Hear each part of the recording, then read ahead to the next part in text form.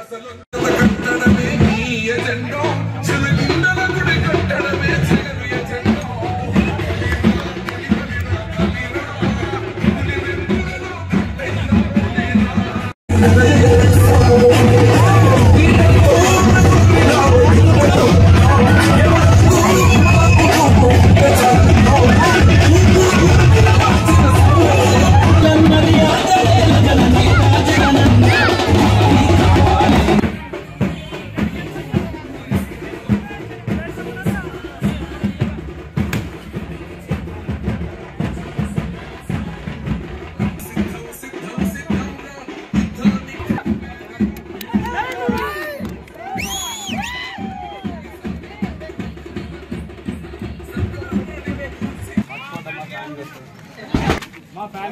चाल चाल ले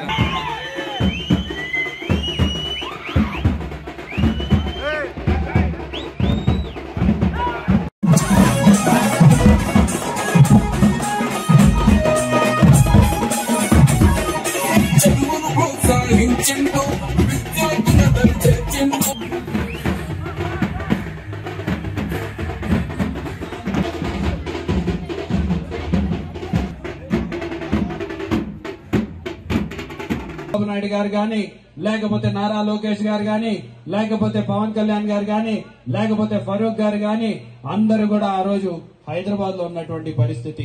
మరి ప్రజల ప్రాణాలు లాంటి పథకం లేకపోతే రైతు భరోసాని కాపీ కొట్టి ఈ రోజు మేము కూడా ఇస్తాము అని చెప్పి ఈ రోజు తిరుక్కున్నారు. మరి ఇవేనా అంటే మన రాష్ట్రమే సరిపోకుండా అక్కడ కర్ణాటక బీజేపీ దగ్గర నుంచి ఒక పథకం, ఒకవైపు ఏమో జగనన్న ప్రభుత్వంలో మేము ఈ మేలు మీకు చేశామని చెప్పేసి ధైర్యంగా చెప్పగలుగుతున్నటువంటి, మేము ఈ అభివృద్ధి మేము చేశామని చెప్పేసి చెప్పగలుగుతున్నటువంటి పరిస్థితి. మేము ఈ సంక్షేమం మీకు అందించాము, బటన్ నొక్కితే మీ అకౌంట్ లో డబ్బులు పడ్డాయా లేదా కనపడుతున్నాయా లేదా అని చెప్పేసి ధైర్యంగా అడగగలిగినటువంటి పరిస్థితి. మరి ఈ రోజు అక్క చెల్లెమ్మలు కావచ్చు, అన్న తమ్ముళ్ళు కావచ్చు, ఎప్పుడు చూడనంత మేలు ఈ రోజు మన కుటుంబాలలో జరిగిందనే విషయాన్ని కూడా ఈ రోజు మీకు గుర్తు చేస్తున్నా.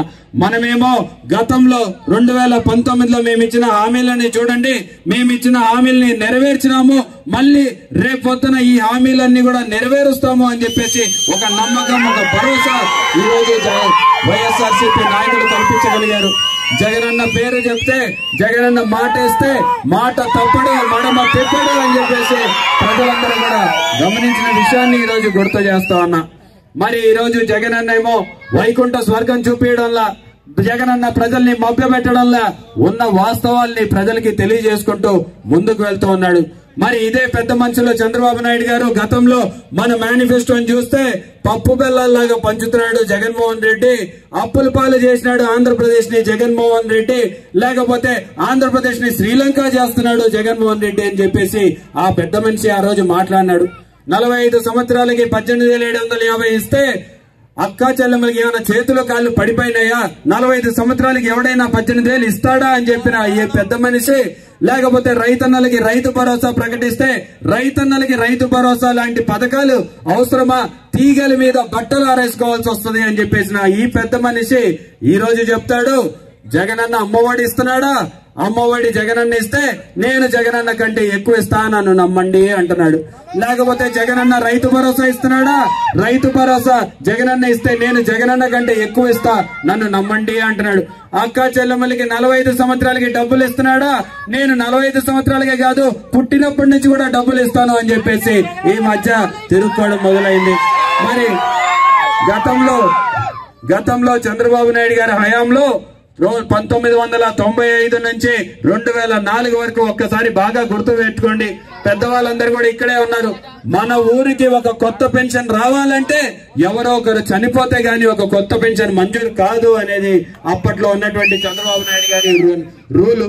మరి ఆ రోజు దివంగత నేత ప్రియతమ నాయకుడు వైఎస్ రాజశేఖర రెడ్డి గారు వచ్చిన తర్వాత ఆ నియమాన్ని సడలించి ప్రజలందరికీ కూడా పెన్షన్లు పంచిన పరిస్థితి, పెన్షన్ల పండుగ చేసినటువంటి పరిస్థితి మీ అందరికీ కూడా తెలుసు. మరి ఈ రోజు జగనన్న హయాంలో రాష్ట్రంలో 30 లక్షల పెన్షన్లని ఈ రోజు 62 లక్షల పెన్షన్లకి చేయడమే కాకుండా అవ్వాతాతల కోసం ఇంటికాడికి పెన్షన్ తీసుకెళ్లినటువంటి ఘనత ఈ రోజు జగన్మోహన్ రెడ్డి గారిది. మరి జగనన్న ఇంటికాడికి తీసుకెళ్లినటువంటి పెన్షన్ ని పోయిన నెల మీ ఇంటికాడికి వచ్చిందా అని చెప్పేసి ఒకసారి ఆలోచించమని చెప్పి కోరుతున్నా. ఈ నెల మీ ఇంటికాడికి వచ్చిందా అని చెప్పేసి ఒకసారి ఆలోచించమని చెప్పి కోరుతున్నా. ఎందుకు రాలేదంటే మన ప్రభుత్వం దిగిపోయిన వెంటనే చంద్రబాబు నాయుడు గారు ఎలక్షన్ కమిషన్ కి ఫిర్యాదు చేసి బీజేపీని అడ్డు పెట్టుకొని ఈ రోజు అవ్వాతాతలకి ఇంటికాడికి తెచ్చిచ్చే పెన్షన్ ని లాక్కొని ఈ రోజు ఇంటికాడికి ఇయ్యనికుండా చేసినటువంటి పాపం ఈ రోజు తెలుగుదేశం నాయకులదా కాదా అని చెప్పేసి ఒకసారి